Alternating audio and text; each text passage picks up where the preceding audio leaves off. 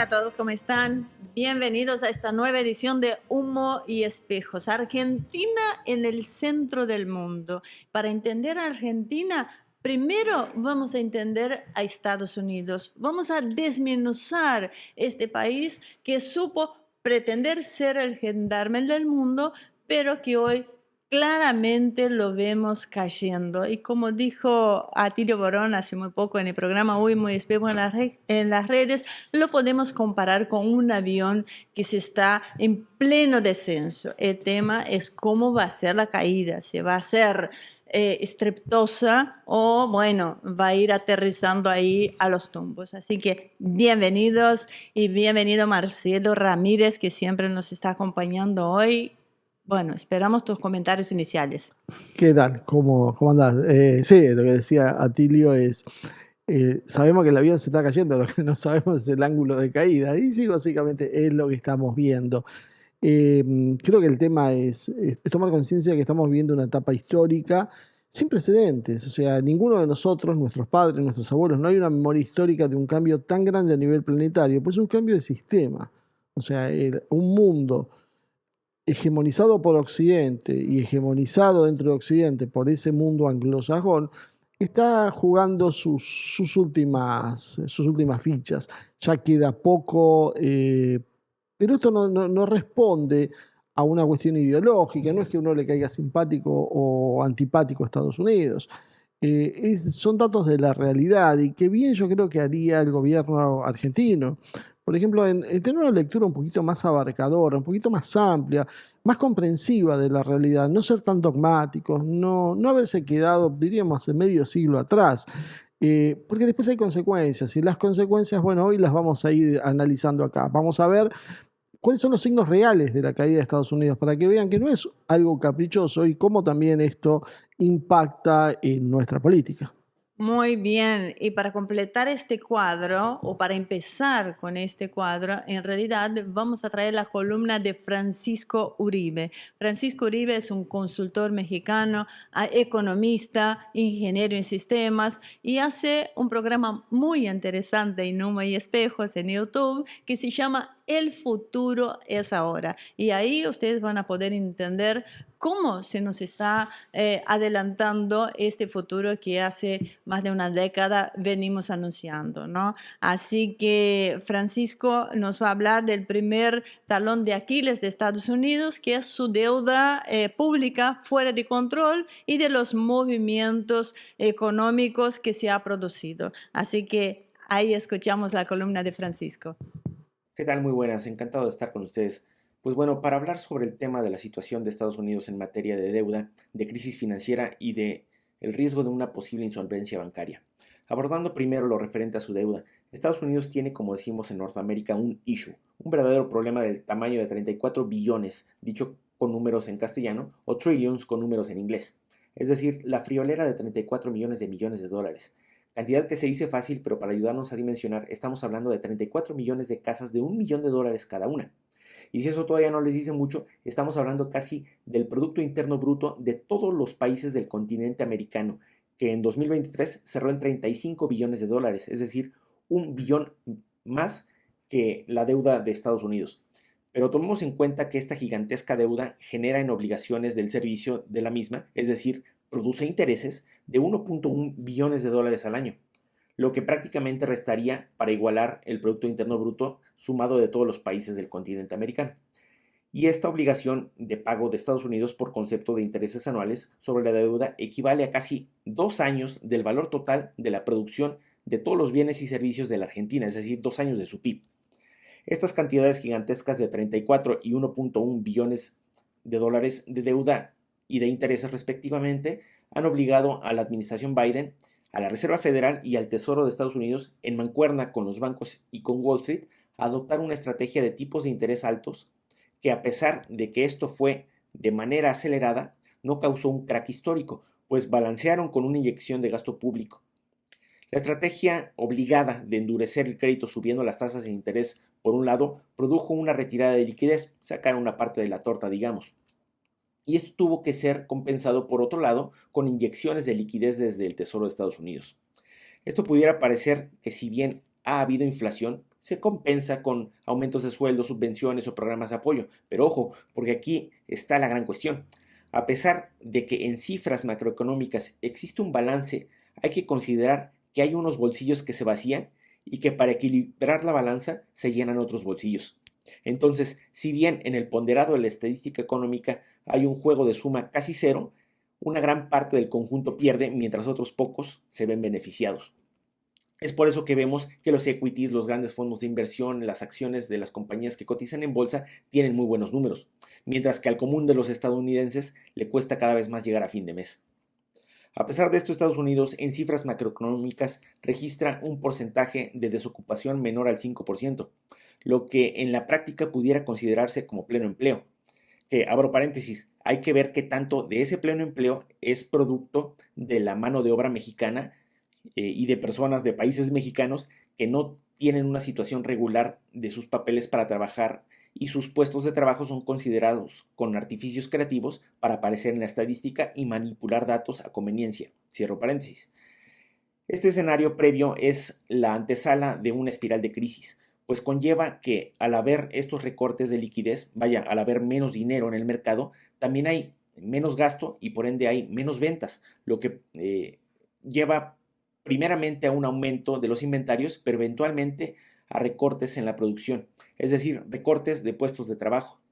Y esto es iterativo, es decir, menos dinero, menos gasto, menos producción, menos puestos de trabajo, y lo de eventualmente no es ni consuelo ni esperanza de que no se vaya a dar, pues hay que considerar que ya vamos para 2 años con estas subidas de tasas de interés. Por otro lado, también ha sido el propio maridaje de la administración pública, del gobierno, del Banco Central y las entidades financieras, quienes han provocado esta deuda histórica, pues en un momento de tipos de interés cercanos a cero, se dio un entramado de bonos del Tesoro que los bancos se vieron muy tentados a adquirir, pues el banco comprador de ese bono podía obtener liquidez inmediata proveniente de la inyección de capital en forma de crédito desde los bancos centrales, aprovechando el encaje o reserva fraccionaria y teniendo como activo en sus balances no solo el valor del bono, sino también el rendimiento futuro que este bono prometía pagar. Y la súbita subida de tipos de interés generó un hueco contable en las finanzas de los bancos, pues entre más subían los tipos, más perdían valor los bonos del Tesoro, provocando el año pasado la quiebra y rescate de 2 entidades financieras. Esta intervención del Tesoro implicó que el ciudadano respaldara con sus contribuciones la diferencia que existe entre el precio de los bonos que los bancos tienen registrados en sus balances y el precio de estos bonos en el mercado, es decir, el precio real, que tras las subidas de tipos de interés viene provocando una diferencia de pérdida latente que es un riesgo que asciende hoy a los 700,000 millones de dólares. Y para reducir esta diferencia, y si bien no conseguir eliminarla, al menos sí mitigarla, el riesgo, se necesita que la Reserva Federal baje los tipos de interés, para que con esto el precio del bono suba y se elimine o se reduzca ese gap diferencial que los bancos tienen respecto a los bonos que adquirieron en un momento de tipos de interés cercanos a cero. El problema de esto es que Estados Unidos tiene un mercado laboral muy fuerte y al bajar los tipos de interés esto les generaría inflación. Y recordemos que para Estados Unidos ya llevan un par de años luchando con su inflación y todo esto además aderezado con que para mediados de este año hay elecciones y un golpe en la billetera sería directamente proporcional a lo que se reflejará en las urnas. Gracias. Muchísimas gracias, querido Francisco. Un placer, ¿eh? Espero que nos puedas acompañar más seguido acá en Humo y Espejos. Y entonces tenemos aquí a la columna de siempre a nuestro panelista Elías Bravo con esta mirada nacional estratégica. ¿Cómo andás, Elías? ¿Cómo estás, Ivonne, Marcelo? Bueno, la verdad, esta semana traigo, a ver, Argentina, FMI y el jaque mate chino. Oh. Así lo voy a empezar. ¿Por qué? Argentina es conocido, tiene necesidad de financiamiento, algo que había prometido el ministro de Economía Caputo, que no está saliendo. Y teníamos en la semana la comitiva del FMI haciendo la revisión digamos, a todo el gobierno preocupado por tratar de conseguir en esa negociación con el Fondo Monetario Internacional plata, porque realmente tiene que enfrentar muchos compromisos de pago al exterior que no solamente son de deuda, y no solamente son de deuda con el FMI, sino con organismos internacionales por fuera del FMI y con todo el endeudamiento privado que también tiene de arrastrar esa deuda, sino que también tiene la deuda con los importadores, que es una deuda de 21.000 millones de dólares que la blanquearon.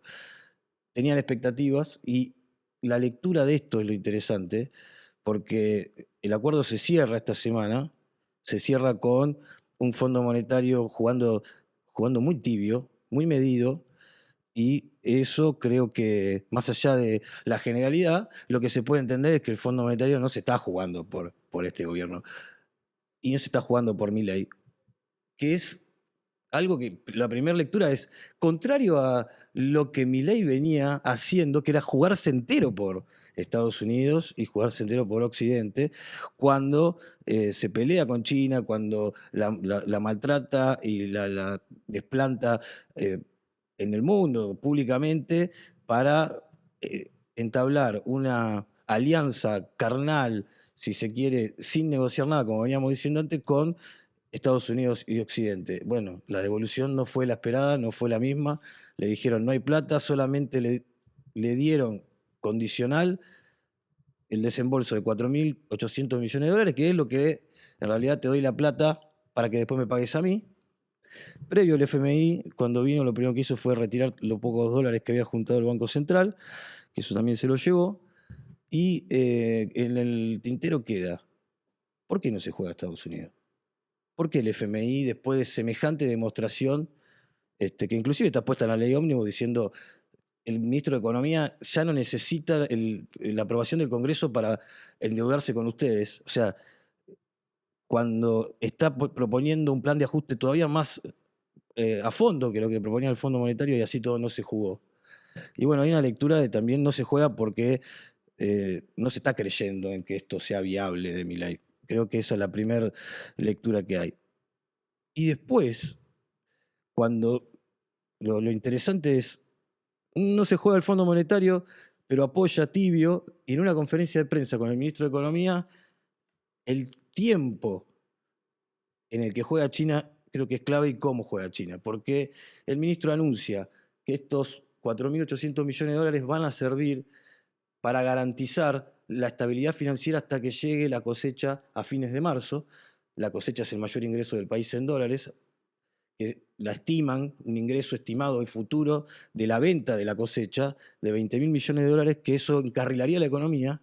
Termina la conferencia y China declara, relacionado sobre todo a un arrastre digamos, de una política muy errática y de desplante internacional que acá se estuvo tratando con China, pero sobre todo por lo que pasó con Taiwán y Mondino, ¿no?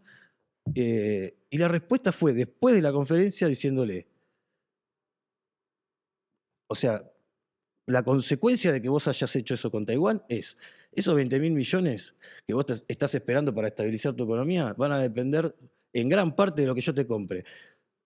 Y eso no va a pasar, porque a partir de lo que hiciste yo voy a empezar a comprar más a Brasil, más a Uruguay, y voy a comprar soja y carne en otros mercados y voy a disminuir en principio las compras en Argentina.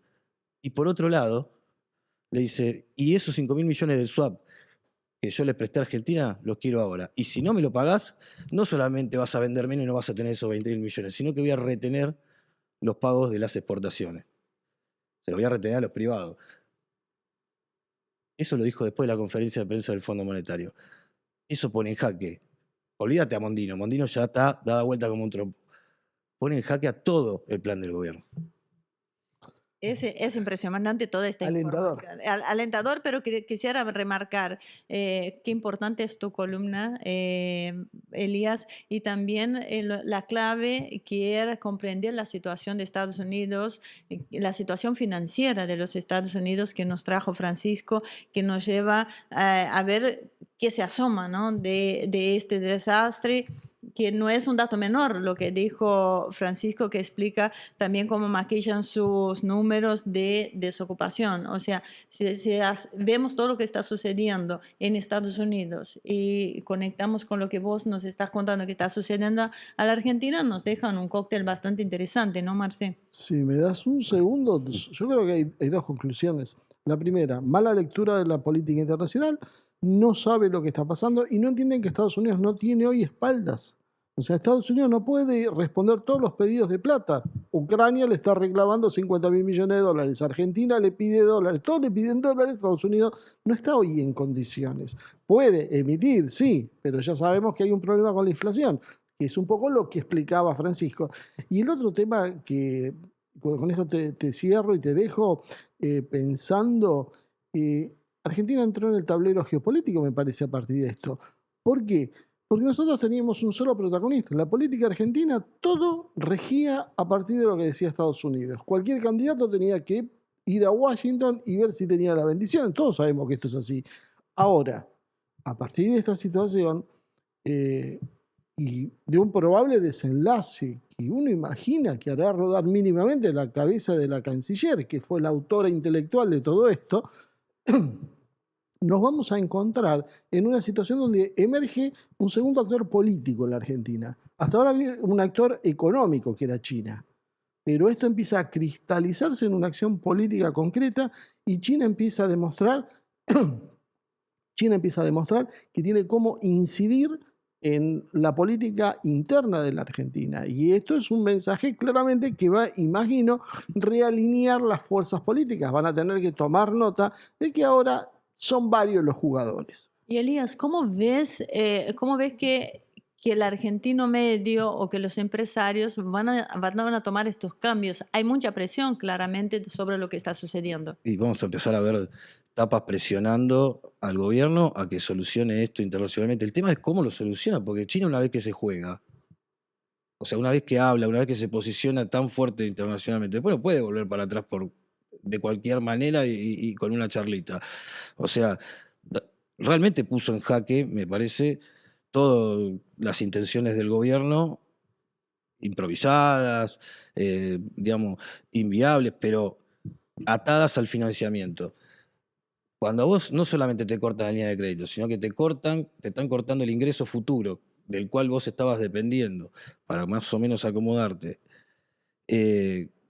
y amenazan con afectar al sector privado, porque cuando te dicen te retengo exportaciones, también estás afectando a todo, a toda la cadena Un sector privado que ya estaba malhumorado. Bueno, por eso. La presión va a venir de todos lados, y no solo Mondino, es ¿cómo revertís esto? O sea, va a tener que, o sea, la forma es, no sé, arrodillarse, ir a pedir disculpas en el sentido figurado, digo, arrodillarse, y No sé si va a ser retirar figurado. retirar todas las cartas que mandó a los miembros del BRICS y quedar internacionalmente como que, digamos, mostrar internacionalmente esa rendición ante China si realmente me quiere tener algún tipo de expectativa, pues si no va a ser muy difícil de que económicamente pueda salir a flote. Seguimos, Elías, seguimos la semana que viene. Hoy tenemos un programa movidísimo. Para cerrar este primer bloque vamos a traer a Enrique Refollo, el doctor Enrique Refollo, que está en Moscú, que también nos va a hablar de Estados Unidos, pero desde un enfoque diferente, desde el gasto militar, la interminable red de conflictos en lo que se sumerge Washington, que han significado una sangría permanente en sus finanzas. Así que, Enrique, te escuchamos. Muy buen día, aquí el doctor Enrique Refollo reportando desde Moscú para el programa Humo y Espejos con un tema que hoy es desde luego excepcional. Siempre lo son, pero hoy más todavía, como es la situación de los conflictos contemporáneos de Estados Unidos, conflictos militares, por supuesto, que se basan en conseguir no victorias, sino generar agujeros negros geopolíticos, generar un caos en regiones lejanas a Estados Unidos. Por eso el caos no les importa tanto, porque al fin y al cabo los refugiados acabarán llegando a otros países que no sean tanto los Estados Unidos, separados por el Océano Atlántico de un lado y el Océano Pacífico del otro. Lo más importante que hay que tener en cuenta es cómo en este siglo XXI Estados Unidos, desde George W. Bush, es decir, Bush hijo o Bush Jr., lanzó esas, bueno, esa guerra contra el terrorismo a partir del 11S, hablando del eje del mal, de que había países malvados en el mundo que amenazaban la paz y la seguridad mundiales, y por eso Estados Unidos, como el gran policía del mundo, debía ir y ajustarles las cuentas para que dejasen de molestar al mundo libre y todas esas cosas que tanto nos contaron y que, bueno, lo que supusieron fue la invasión de Afganistán en 2001, que después de 20 años, con cientos de bajas del lado estadounidense y miles de bajas de muertos del lado afgano, consiguieron reemplazar a los talibán con los talibán. Un gran éxito geopolítico de Estados Unidos para pasarse 20 años, miles de millones de dólares y también cientos y miles de muertos para dejar la situación como en el punto de partida. Es decir, el gran policía del mundo haciendo gatopardismo. Que cambie todo para que no cambie nada.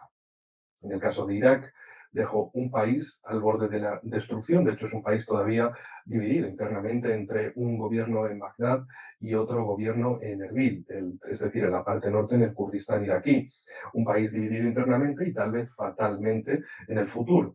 Es decir, que haya una ruptura decisiva de un Kurdistán iraquí con el resto de Irak, lo cual, desde luego, para Turquía es una molestia eterna, pero eso ya hablaremos de ello en otro momento. La cuestión es que durante este siglo, en la década del 2000, se produjeron esas invasiones, lo cual a Estados Unidos le reportó, desde luego, la enemistad del mundo. No olvidemos lo que sucedió en 2002 con esas mentiras flagrantes de que Irak, el gobierno de Saddam Hussein, tenía armas de destrucción masiva que las iba a lanzar en cualquier momento para matar a todo el mundo, quién sabe qué, y que por eso Estados Unidos tenía derecho a la legítima defensa preventiva. Se sacaron el término de la manga pensando que les iba a salir muy bien y lo único que consiguieron fue un desprestigio mayúsculo en el mundo, porque no había quien se creyera eso.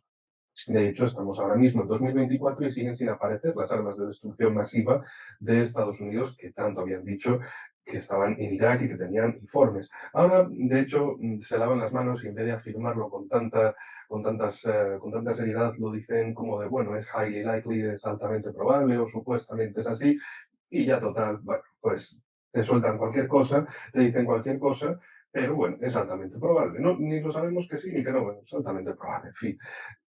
Temas importantes. En la actualidad, el binomio, el dúo de Ucrania por un lado y Taiwán por el otro. Estos son los conflictos más importantes de Estados Unidos en la actualidad. Consiguió provocar la guerra en el lado de Europa, llevando a Ucrania a una guerra civil y luego a una guerra con Rusia, de la cual ahora se quieren deshacer porque no han conseguido los resultados que esperaban tan fácilmente.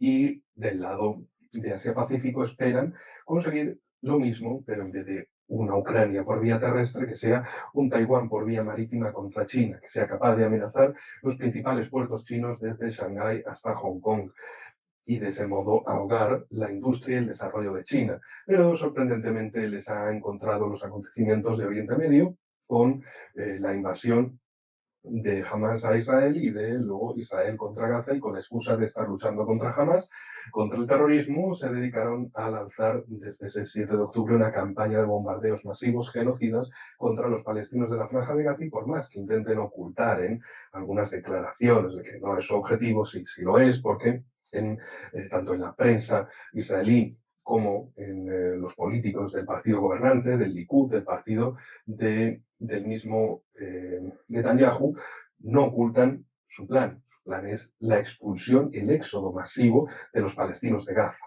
Si no es por las malas, tendrá que ser por las peores, aniquilando a miles de palestinos. Ya suman más de 30.000 asesinados desde el 7 de octubre de 2023, y lo que buscan con esto es lanzar más y más y más bombas contra la Franja de Gaza para que unos mueran ahora y el resto se queden sin medios de vida y se vean forzados por básicamente no tener ni casa, ni comida, ni nada absolutamente, ni agua, tengan que abandonar. Si no es si no es toda la Franja de Gaza hacia Egipto, empiezan por el norte de la franja y vayan al sur de la franja, y con la presión del tiempo y de la aglomeración humana se acaben yendo a Egipto, a Europa o donde sea, y de este modo queda revelado ese plan sionista. Pero bueno, sobre el caso de Estados Unidos, lo más importante que debemos tener en cuenta es cómo se han dedicado a generar conflictos en todo el mundo, buscando esas guerras indirectas, buscando una inestabilidad en un país al lado de su verdadero objetivo geopolítico, sea Rusia, China, Irán como principales objetivos en el espacio euroasiático, y de este modo también queda revelado las intenciones de Estados Unidos, no solo en esta parte del mundo, sino en todas.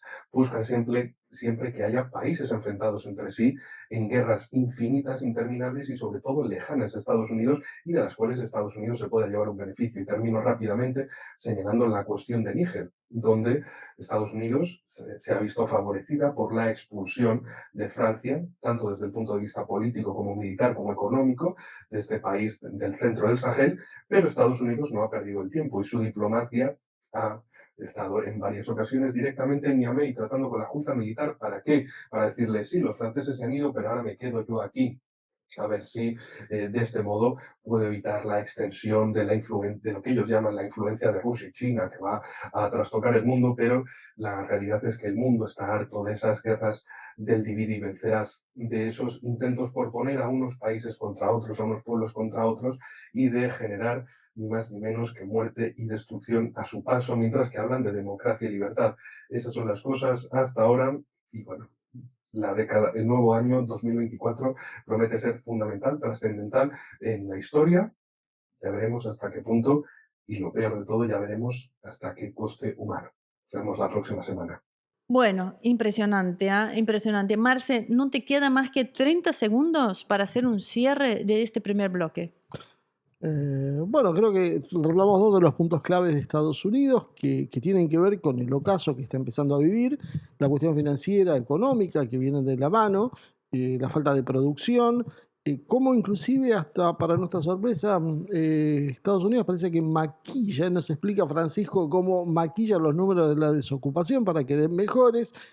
Y de alguna manera también la cuestión militar, ¿no? Esa sangría que decía Ivonne, permanente en el costado de Estados Unidos, esa sangría que Trump de alguna manera quería evitar, retirándose de la OTAN y cerrando muchas de las bases a lo largo y ancho del mundo, esas 800 bases militares que hoy ya Estados Unidos no está en condiciones de hacerlo. Eso tiene todo un correlato político que parece que no se entiende a veces en otros lados, parece que la lectura, por ejemplo, que tenemos acá en la Argentina, es muy pobre de esta situación. O sea, a partir de, como decía al principio del programa, de creer que hay una ideologización cuando uno critica las políticas que se están llevando a cabo, no tiene nada que ver con eso, no es un tema ideológico, es un tema de velar por nuestro propio futuro, ver hacia dónde va realmente el mundo y en función de eso decidir qué es lo mejor de acuerdo a un mundo real.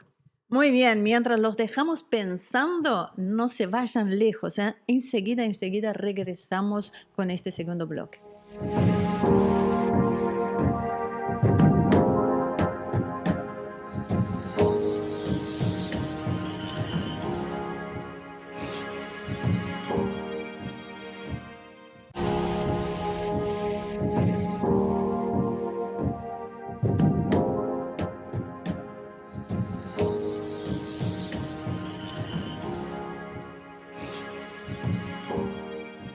Bueno, ya estamos de regreso en este segundo bloque y para seguir analizando el tema de que cómo está Argentina posicionada en el mundo es necesario saber qué es lo que está sucediendo en Estados Unidos. Así que en este segundo bloque vamos a hablar con Luis Medina, que nos hizo una columna muy interesante desde Texas. Así que te escuchamos, Luis. Hola amigos de Canal Televisivo Extra y Humo y Espejos, los saluda Luis Medina desde Texas, lugar que se ha convertido recientemente en el epicentro de la libertad en todo el mundo occidental.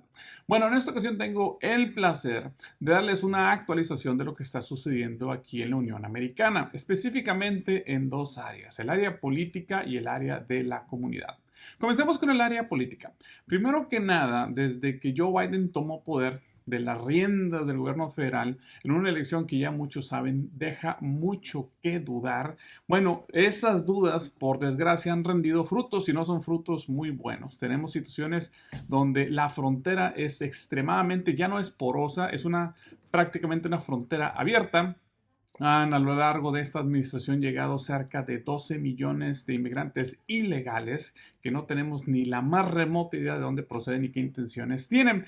Inflación histórica, desempleo, una clase política, por cierto, que está altamente corrupta y evidentemente muy despótica.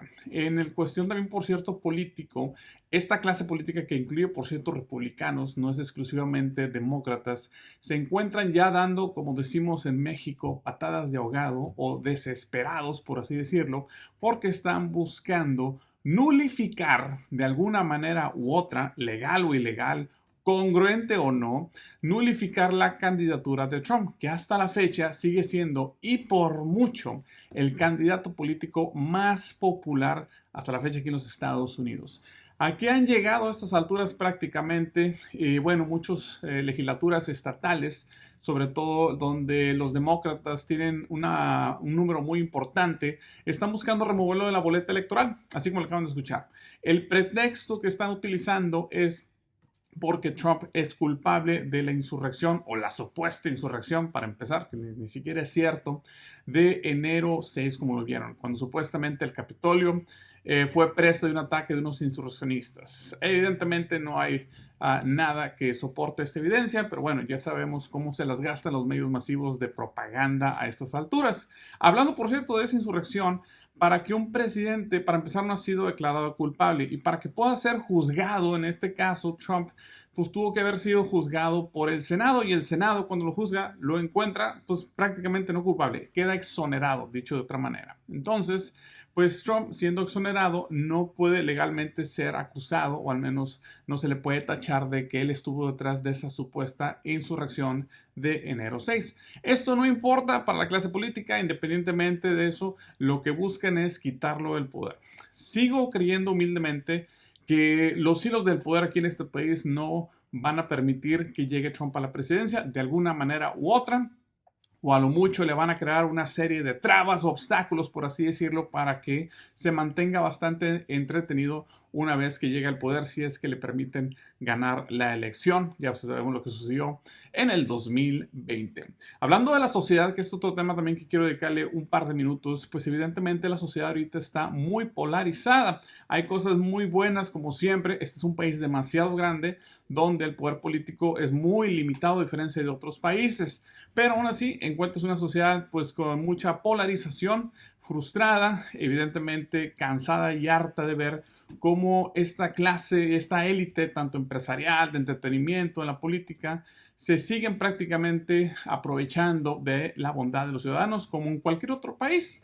Están viendo evidentemente desde hace mucho, muy inconformes, como los departamentos de justicia están siendo utilizados para cobrarse favores políticos contra rivales, por así decirlo. Entonces veremos qué sucede. Si hay alguien que les pueda asegurar cuál va a ser el futuro, pues evidentemente esa persona les está mintiendo. Solo Dios sabe lo que va a suceder. Lo que sí tenemos una idea es que no es una buena combinación cuando tienes altos niveles de desempleo, inflación, polaridad política, y además, como si eso no fuera suficiente, te traes, porque la verdad es lo que se ha demostrado la evidencia, es que se están trayendo a millones de personas ilegalmente. Es una receta idónea para un tipo de caos o desastre. De hecho, yo pienso que es un milagro que no se hayan salido de control las cosas, y esperemos que así siga aquí en la sociedad americana, para que no pues caigamos en un abismo de esa índole. Yo no lo quiero. Pero bueno, esta es la situación. Evidentemente también hay cosas buenas. El pueblo americano, al final de cuentas, pues sigue siendo muy independiente, y a pesar de los mandatos que quieren poner el gobierno federal, pues ellos siguen haciendo lo que está en el mejor de sus intereses, ¿ok? Se habla un poquito, por cierto, sobre volver a traer medidas de sanidad que fueron impuestas hace un par de años, pero evidentemente no tiene tracción política alguna, al menos por ahora. Hasta aquí el informe de lo que está sucediendo en la política americana. Les saluda Luis Medina, mandándoles como siempre un cordial abrazo desde Texas. Cuídense mucho, Dios me los bendiga y que viva Cristo Rey. Muy bien, Luis, muchísimas gracias. Una excelente columna como siempre, y espero realmente contar con su presencia, con tu presencia en otras oportunidades. Un punto clave para comprender este caso de Estados Unidos es su estabilidad política y su sociedad, y esta vez los llevamos hasta Texas, el centro a la oposición de las ideas demócratas, Walk the Biden. ¿Sí? Luis Medina es un comunicador mexicano que vive hace décadas en Estados Unidos y nos ha explicado los profundos problemas de la política de este país y la situación de su sociedad. Así que muchísimas gracias, Luis, de verdad, ¿no? Estuvo muy buena. Bueno, eso nos ayuda a comprender un poco y nos trae a vos, querida Azul Selene Ramírez, que nos va a hablar sobre la propaganda, ¿no? O esa otra cara de Estados Unidos. ¿Cómo estás? Muy bien, muchas gracias. Estoy muy contenta hoy porque es un tema que me encanta hablar. Así que, sin más, arrancamos porque siento que va a dar para bastante. Vamos a estar hablando de lo que es la construcción de la imagen de Estados Unidos, la imagen que tiene hoy. Y bueno, ¿cómo se construye una imagen? A través de propaganda y un concepto muy reconocido que es el de soft power, que es influir en sociedades, en países, para que tomen decisiones, no por una amenaza coercitiva, no por decir, va, o te pongo un tanque, o te saco todos apoyos económicos, sino más bien como es algo más psicológico, algo del tema de decir, bueno, convencer a esa gente para que tome ciertas decisiones que obviamente sean favorables al país que está ejerciendo que está utilizando estas herramientas. Ahora, Estados Unidos, esto se puede hacer a partir en varios ámbitos. Puede hacer sobre todo en el entretenimiento, en el consumo masivo de ciertas cosas. También se lo da en el ámbito académico y nos vamos a centrar, y en otros en menor medida. Hoy nos vamos a centrar en lo deportivo. Perdón, es que son muchos y me emociono. Pero hoy nos vamos a centrar principalmente en el de entretenimiento, porque yo creo que en el caso de Estados Unidos ha sido el caballito de batalla a lo largo de casi prácticamente en el último siglo. Eso disculpa que te interrumpa. No, sí. Pero de alguna manera estamos viendo cómo Estados Unidos está teniendo un declive fruto de los problemas financieros, económicos, militares. De alguna manera Luis Medina nos cuenta los problemas sociales, ¿no? Los conflictos internos de la sociedad y los conflictos políticos. Esa cuestión institucional de Estados Unidos, que antes de ser un ejemplo de solidez, hoy se está gritando. La sospecha de que Trump no llega a las elecciones o que le van a hacer la vida imposible, está muy firme. Entonces la pregunta es, ¿por qué la gente sigue creyendo en Estados Unidos? ¿Por qué tenemos una canciller, tenemos un gobierno argentino que vive mirando a Estados Unidos y pensándolo como es la panacea universal? Bueno, la explicación es esa que está diciendo Azul, soft power. Y sí, porque Estados Unidos ha llegado al lugar que ha llegado, no solo, obviamente, por un conjunto de cosas, pero no solo por su fuerza militar, por su riqueza, sino también porque ha enfocado muchos de estos recursos en crear una imagen positiva de su país en el mundo. Y una de las principales formas en las que lo ha hecho es a través de la industria del entretenimiento, principalmente Hollywood, que es de donde ha nacido. Entonces, si les parece, vamos a primero empezar con un poquito de historia. Vamos a hablar de cuándo fue que se afianzó realmente esta relación, y es básicamente en la época dorada de Hollywood, fines de los años 20 hasta los 60 más o menos, contexto de Segunda Guerra Mundial, por ejemplo. Hollywood colaboró estrechamente con el gobierno, con las Fuerzas Armadas estadounidenses, produciendo películas de propaganda. Lo ha hecho mismo con Disney. Hay dibujitos del Pato Donald disfrazado de Hitler, ridiculizándolo. Muchas estrellas de cine y así del medio que sirvieron en las Fuerzas Armadas, y que obviamente eso se fotografió, se grabó y se mostró en todos los lugares posibles. Elvis Presley, por ejemplo, fue uno que es muy reconocido, sus fotos en las Fuerzas Armadas. También se crearon documentales, películas de entrenamiento para las fuerzas. Hubo un trabajo muy, muy cercano. Yo te recomiendo, ya que para los mayorcitos se van a acordar, si les gusta el Pato Donald y la cuestión de la influencia, lean un libro de un chileno argentino llamado Ariel Dorfman, para leer el Pato Donald, así se llamaba, y explicaba, bueno, ese análisis precisamente. La verdad es muy interesante, y es algo que hoy Disney medio lo está escondiendo, porque no quiere asociar la imagen de Pato Donald a Hitler. Entonces, como que, por más que era algo de ridiculizar, era una campaña en contra del nazismo, igual hoy no quieren esa asociación, así que es medio complicado encontrarlo oficialmente. En líneas generales ha sido el caballito de batalla de los Estados Unidos para llegar a muchísima gente que pensaba que estaba viendo un dibujito y en realidad estaba viendo cómo le bajaban línea política. Sí, y esto no termina en la Segunda Guerra Mundial. Después, en el periodo de posguerra, ya con la Guerra Fría, se produjeron un montón de películas con temas anticomunistas. El malo era un soviético, un ruso, un acento muy, muy típico. El bueno, obviamente, era estadounidense, apoyando, bueno, esta política exterior del momento. Después, bueno, durante la guerra de Vietnam hubo por ahí una ola de películas que criticaban más el militarismo. Por un lado el tema de la opinión pública, por el otro también porque ahí se empezó a jugar un poquito a dos puntas. Se empezó a primero presentar esta imagen más positiva de lo militar y por otro también, bueno, la autocrítica y la crítica Sí, yo lo que siempre pensaba, pero me da la sensación que se empezaron a centrar las bases de lo que sería el wokismo décadas después. Sí, por eso yo digo que están medio empezando a jugar a dos puntas, como bueno, te presento por un lado esto y si no te cierra, bueno, acá tenés la otra versión. Después, ya en los 80, ahí sí hubo un resurgimiento de películas que presentan las Fuerzas Armadas de manera positiva. Acá es donde salen películas como Top Gun, que de hecho hay una anécdota muy conocida que te decía que había stands del ejército fuera de las salas de cine y hubo un incremento muy, muy sustancial, muy importante de los jóvenes que veían la película, se cebaban, iban y se anotaban al ejército.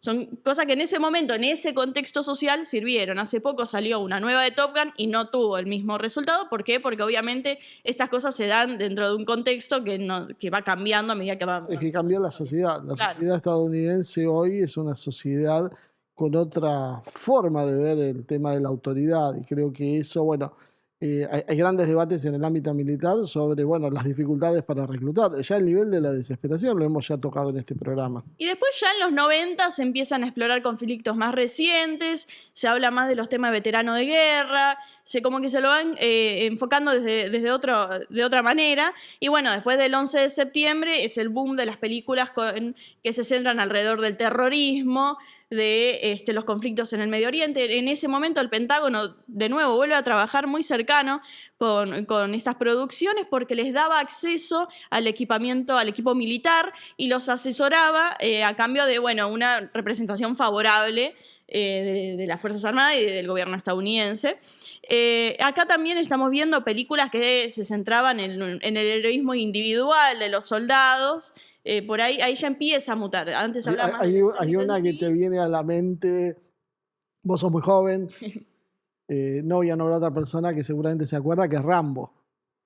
Rambo, ahí tuvimos un ejemplo, pero hubo muchas, pero la de Rambo es muy interesante por cómo inclusive muta el enemigo. Sí, pues va cambiando eso, se pasó de nazis a rusos, a musulmanes, y después en la actualidad por ahí ya no es tan el protagonismo del militar o de alguien en el ejército, lo que empieza a aparecer es un boom de las películas de superhéroes que además trabajan en colaboración con las Fuerzas Armadas. Lo vemos en Iron Man, lo vemos en Wonder Woman, lo vemos en Capitán América. Son superhéroes que trabajan, que tienen un amigo militar, que trabajan con las Fuerzas Armadas, que tienen una relación más cercana. Obviamente, si aparece un militar malo, es extranjero, los nuestros tendrán sus cosas, pero son buenos, siempre se da como ese mensaje. Eso eran los superhéroes pre-diversidad. Sí, pero claro, después... Y ya vamos a llegar a eso. Para ubicarme, porque la línea temporal. Estamos hablando de un momento, por eso arrancamos en un momento que es la época dorada de Hollywood y se fue manteniendo, pero en las últimas décadas, de a poquito ha empezado a descender, sobre todo en la última década. Hoy hay una disminución en las asistencias a los cines. Se han intentado adaptar al tema de las plataformas de streaming, Netflix, Hulu, HBO. Pero estas mismas plataformas incluso han estado perdiendo suscriptores, ya como que medio terminó el momento de ascenso, además están mutando, están apareciendo, están imponiendo publicidades, entonces como que se pierde el sentido de la plataforma. Hoy tenés que tener varias, entonces terminás teniendo suscriptores, que es lo mismo que tener diferentes canales, te comés la publicidad igual. Y pagás, y obviamente en un contexto de crisis económica mundial, la gente no está pagando ni para ir al cine ni para tener Netflix. Pero estas políticas woke causaron mucho daño en Y a eso la también industria. quería llegar. A medida que fue Pero cambiando. yo te leo la mente por sí, eso. ¿por qué? Precisamente porque se ha utilizado como una forma de difundir ideas. Y las ideas de Estados Unidos, sobre todo en las últimas décadas, han sido de corte más woke, más progresista, y se lo ha criticado mucho. Y eso, junto a todos estos otros factores, ha empezado a caer este imperio que se tenía en esto. Ahora, ¿qué pasa? Empiezan a surgir las redes sociales y ahora tenemos entonces todo otro campo de juego que no está tan monopolizado de entrada por Estados Unidos. Eso es interesante. Y aparte yo, sectores progres de izquierda, revolucionarios, les diría que agarren de vuelta los manuales, empiecen a revisar qué están haciendo, pues están defendiendo las políticas de Washington, no solo de Washington, el sector más concentrado de Washington, porque hasta los sectores de las élites estadounidenses que están a favor de por lo menos un modelo productivo, un capitalismo más antiguo, pero no el financiero especulativo que hoy estamos viviendo, no están muy de acuerdo y son precisamente los sectores globalistas estos los que han impulsado estas ideas que curiosamente se han tomado como revolucionarias y antisistema y antiestadounidenses, cuando en realidad nacen del corazón de Hollywood. Y por eso este es un nuevo campo de batalla, que ya lo hemos hablado en el canal de Humo y Espejos en YouTube, donde vemos que se están adquiriendo estas empresas masivas de redes sociales, la mayoría por empresas estadounidenses y chinas. China está de a poquito, de callado, como suele hacer este país, fue comprando, hoy es dueño, están compitiendo cabeza a cabeza con Estados Unidos y también tenés a Rusia ahí metido en el medio con Telegram, Contact y algunas así un poquito más pequeñas. Pero ahora, ¿qué pasa? Varios países precisamente están usando, no es solo Estados Unidos el que trata de ejercer la propaganda, las redes sociales para ejercer una influencia política, para las guerras de información, en diferentes niveles, con diferentes éxitos también. Pero a mí me parece muy interesante eso, tenerlo en cuenta, porque uno asocia la propaganda inmediatamente a Hollywood y a las películas, pero hoy las cosas están cambiando. Por lo menos se han sumado esto nuevo, que es lo que más consume, sobre todo la juventud hoy en día. La gran red social estos últimos años ha sido TikTok, por ejemplo, obviamente, una empresa china que si bien tiene su parte occidental con base en Estados Unidos, en el fondo es algo que ha nacido en China y que para mí, y esto es una hipótesis personal, es un caballito de Troya que le ha metido a Estados Unidos. ¿Por qué? Perdón, estoy a full hoy. Pero, ¿por qué? Porque lo que hemos visto con TikTok, yo como persona también joven que lo uso un montón y lo he usado estos años, es que hay una cantidad de contenido pero inmensa, y no solo eso, sino que por la naturaleza, por la forma en que se hizo TikTok, a vos te aparecen temas de tu interés y no es que tenés que seguir gente para verlo como pasaba en las otras redes sociales que hoy están cambiando para convertirse en lo que es TikTok hoy, sino que te aparece contenido que a vos te interesa. Y si vos sabés un poquito de inglés, que ahora ya ni siquiera es necesario porque hoy te traduce los videos automáticamente, empezás a ver videos de estadounidenses como de cualquier otro país. Pero ¿qué pasa? Cuando tenés a los mismos estadounidenses hablando de la realidad de su país, haciendo contenido que por ahí ni siquiera estaba hecho para mostrar en el afuera lo que es su país, sino hablando con otros estadounidenses, pero vos estás ahí metido y viendo qué pasa, empezás a ver realmente cómo es, abrís una ventana no tan filtrada como han sido las películas o las series que se han visto en las últimas décadas. Entonces, hoy en día yo creo, y esto es muy difícil de comprobar, pero yo creo que un poco le está perjudicando en el contexto mundial de las cosas la imagen a Estados Unidos, por lo menos en mi generación y abajo. ¿Por qué? Porque se está construyendo nuevamente esta imagen que tengo entendido que antes había también, de un Estados Unidos ignorante, de una población ignorante, de un país peligroso, por el tema, por ejemplo, de los tiroteos en las escuelas, de un país que no tiene acceso a la salud, entonces se muere la gente porque no puede pedir una ambulancia. Se está poniendo foco en los problemas internos que tiene Estados Unidos y eso últimamente termina, afectando a su imagen. Eso, Marce, voy a interrumpir yo ahí un poquito. Coincido plenamente, Azul, porque lo que pasa con las redes sociales, con el TikTok, precisamente en Otra este gran tema, consumidora de es TikTok. sacar el glamour que lo ves en las redes en la película en sí. Y lo que dijiste de la juventud, yo agregaría que más que la juventud empieza ya desde una edad temprana, porque como vos bien dijiste, los dibujitos animados tienen una influencia, o las películas de Disney tienen una influencia muy notoria sobre, sobre los chicos desde de muy temprana edad, porque además hoy los padres con los avances tecnológicos que antes dejaban que miraban un par de horas la televisión y que era en horarios determinados, en mi época básicamente era una horita de dibujitos animados, hoy te enchufan un celular o una tablet desde muy chiquitito para que el niño se queda ahí ya enchufado y asimilando estas ideas. Interesantísimo, interesantísimo, Azul. La verdad nos quedan 3 minutos para cerrar todo el programa. Viniste con todas las pilas puestas, me encanta. Así que hay que darle este tiempo. Pero bueno, te pido si querés hacer unas conclusiones rapidito de 30 Déjame antes segundos, Marce. de la conclusión. Vos ya hablaste No, demasiado. déjalo que hable porque creo que estaría bueno un pequeñísimo intercambio antes de que nos quedemos sin tiempo. Sí, no, yo lo que pensaba era cómo varió la situación, ¿no? Porque desde Estados Unidos se genera la industria de la propaganda audiovisual y como China, desde otro perfil, consigue utilizar esa misma arma en contra de los Estados Unidos y lo hace de una forma sutil. Es que me parece que es una Dejándolo metodología muy china esa. Muéstrense como son de verdad. Uy, perdón.